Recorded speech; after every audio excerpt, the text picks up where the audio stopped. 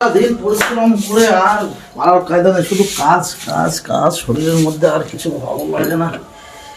খুব খাটাখাটনি হয়ে গেছে বুঝলি মা,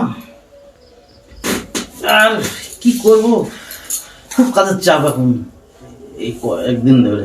শোন, তোকে তো কাজের চাপে কিছু বলতেও পারিনি। সারাদিন খাওয়া দাওয়া নেই, ভালো করে।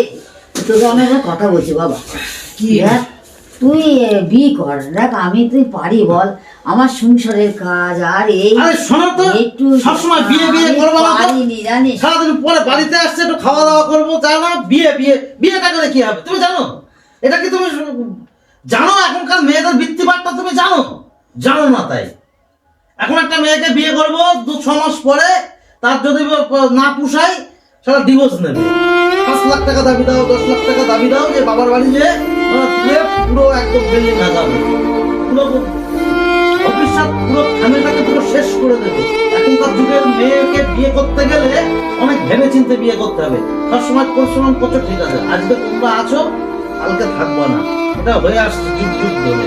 ঠিক আছে, তুমি যদি না পারো বলো, একটা কাজের মাসি দেবে। আরে মাসি দেখি করে নাকি, সে দেখতে হবে, 5 জায়গায় দেখতে হবে, দেখে একটু পাশে পাশে শুনতে হবে মেয়েটা কেমন, এইভাবে করতে হবে। আশেপাশে লাইফটাকে দেখবে, হ্যাঁ তো ছেলে লাইফ আছে তো, ভাই বোনরা এরা আছে তো, ভাইকে বিয়ে দাও। কেউ কারি দেখে না এখন, যার যার। আমি ডাক্তার কাছে গিয়েছিলাম, গিয়ে আমার থাইরয়েড ধরা পড়েছে, আমার সুগার ধরা পড়েছে, আমার হাই প্রেশার, আমার এত গুণা, আমি কি করি পারি বল? আমি দরকার হয় তোমাকে আরো ভালো ডাক্তারের কাছে নিয়ে যাবো, দরকার হয় ভেলোরে নিয়ে যাবো, না চেন্নাই নিয়ে যাবো।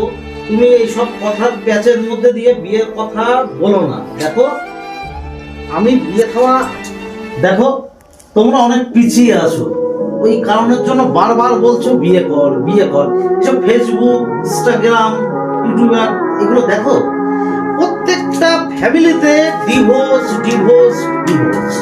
আরে বাবা, আমি তো বউর মুখখানাটা দেখবো, আমার তো ইচ্ছা করে আমি ঠাকুমা ডাক শুনবো, আমার ঠাকুমা হবো, হ্যাঁ এগুলো তোমার ইচ্ছা করে। আমি তো কি পেলাম? হ্যাঁ আমার তো মনেও আমার শান্তি নেই, আমার তো মনেও শান্তি নেই।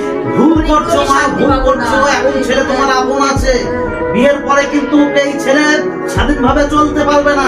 বউ যা বলবে তাই শুনতে হবে। আমি বিয়ে করবো না করবো না করবো না। বাবা পৃথিবী এখন এইটাই, চিরকালই আছে। আছে ঠিক আছে, তোমাদের আমলটা আলাদা। তোমাদের সময় বাবা ঠাকুমা দাদু কত অত্যাচার করেছে তোমরা সবকিছু শুনেছো, কিন্তু এখনকার যুগে মেয়েরা অত্যাচার শুনবে না, তারাই যে তোমাদেরকে